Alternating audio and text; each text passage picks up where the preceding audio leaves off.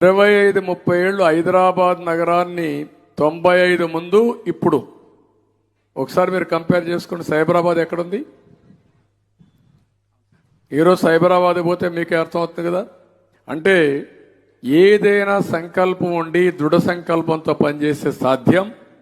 అది నేను చెప్తున్నా, నన్ను నమ్ముతున్నారు. ఓసారి అన్ని ఉచితంగా ఇస్తామని ఎవడో కథలు చెప్పే కొద్దికి మోసపోతున్నారు.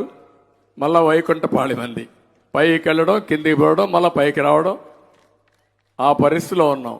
అది కానీ కంటిన్యూ అయితే ఎక్కడికో వెళ్ళే పరిస్థితి వస్తుంది. తెలివితేటలో మన సామర్థ్యాలు తక్కువ కాదు, కానీ మనకు కొన్ని బలహీనతలు ఉన్నాయి. కులము, మతము, ప్రాంతం. అందుకే విశాఖపట్నాన్ని ఎప్పుడు నేను అప్రిషియేట్ చేస్తా.